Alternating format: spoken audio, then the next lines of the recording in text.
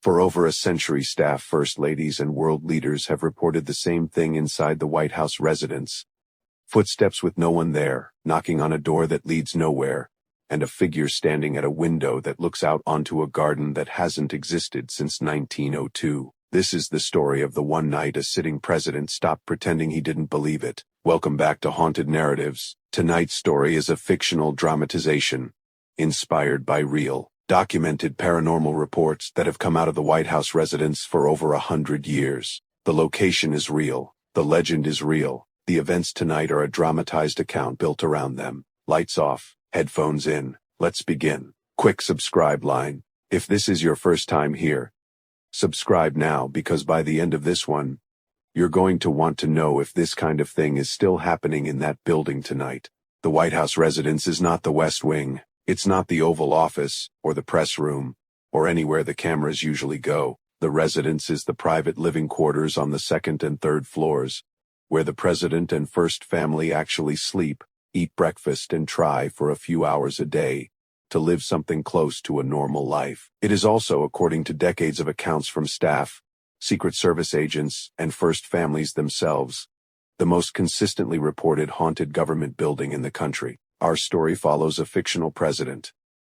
We'll call him President Alan Harrow during his second year in office. Harrow was, by his staff's account, a deeply practical man, not superstitious, not religious in any dramatic way, the kind of man who read briefing books until 1 a.m. and didn't believe in anything he couldn't put in a spreadsheet. Which is exactly why what happened to him in November of that year became something his closest aide would later describe,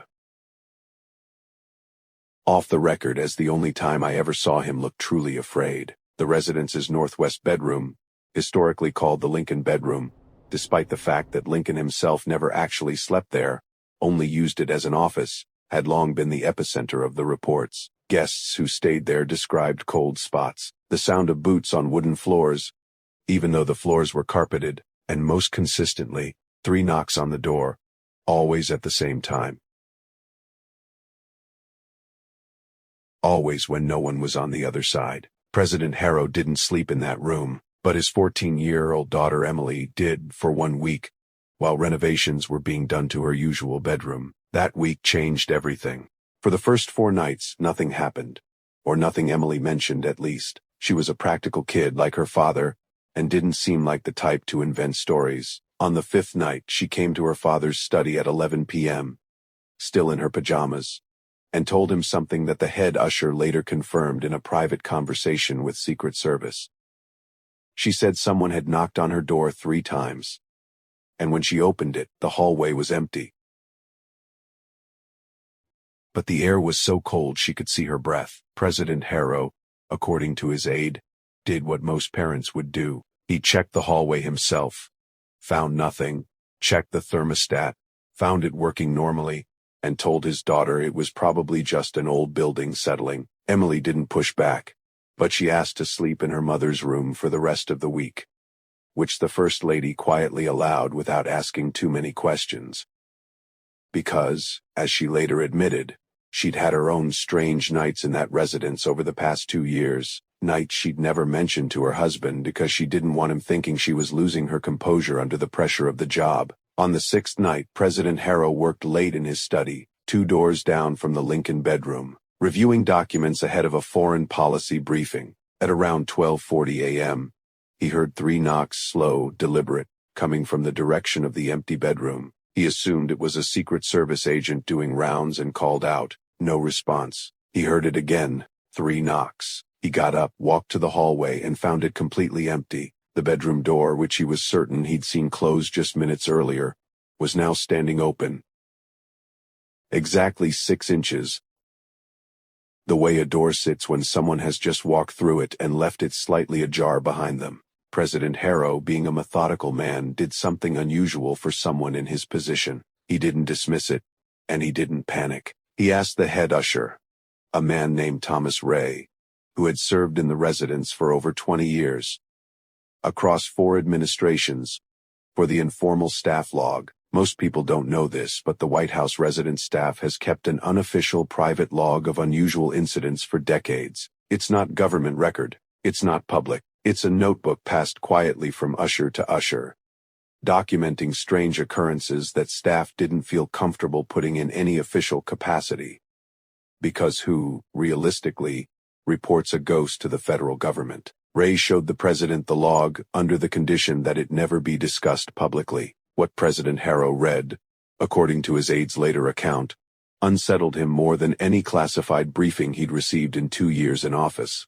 She'd had her own strange nights in that residence over the past 2 years, nights she'd never mentioned to her husband because she didn't want him thinking she was losing her composure under the pressure of the job. On the 6th night, President Harrow worked late in his study, 2 doors down from the Lincoln bedroom, reviewing documents ahead of a foreign policy briefing. At around 12:40 a.m., he heard 3 knocks, slow, deliberate, coming from the direction of the empty bedroom. He assumed it was a Secret Service agent doing rounds and called out. No response. He heard it again, 3 knocks. He got up, walked to the hallway, and found it completely empty. The bedroom door, which he was certain he'd seen closed just minutes earlier, was now standing open.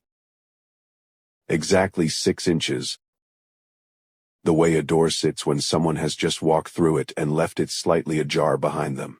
On the 7th and final night before Emily's bedroom renovations were finished, President Harrow made a decision his aide would later call reckless, and his wife would later call brave. He decided to sleep in the Lincoln bedroom himself, alone for one night, partly out of a practical desire to prove to his daughter there was nothing to fear, and partly, he admitted much later, because some part of him needed to know for certain. Secret Service was stationed outside as always. The hallway was monitored. Nothing could get in or out without being seen. At 12:38 a.m., nearly the exact time of the earlier knocking, President Harrow woke to the temperature in the room, dropping so sharply he could see his own breath.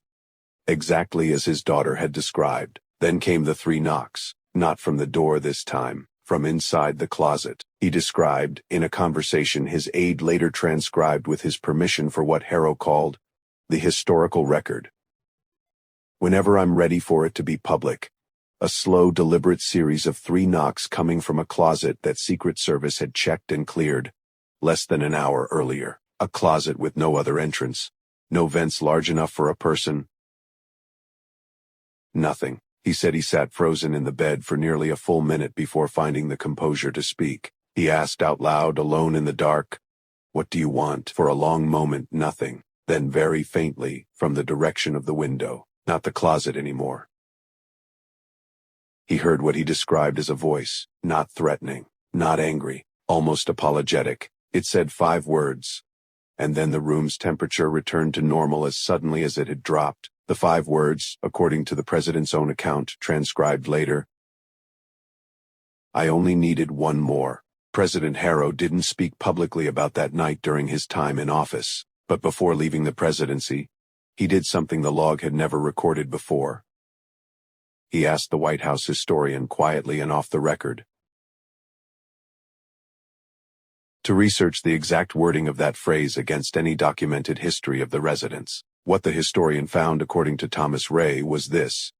In a renovation record from 1902, the same year the garden layout changed, the same year the residence saw major structural rebuilding, there was a brief, largely forgotten note about a construction worker who had gone missing during the rebuilding of that section of the residence. The record was vague, as records from that era often are. No name was clearly preserved. No resolution was ever documented. The note simply stated that the crew had been 1 worker short when the section was sealed and finished, and that the missing man was never found before construction was completed around him.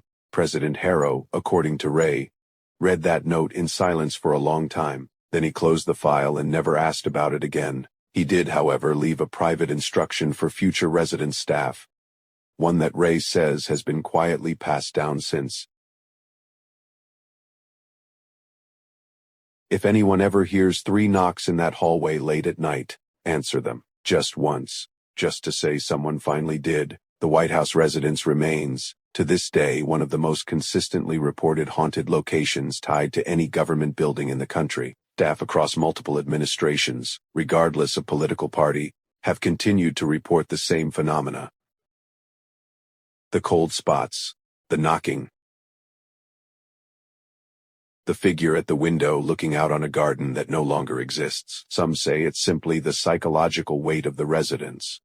over 2 centuries of history pressing down on the people who live and work within its walls. Others, including at least one former president, are no longer so sure.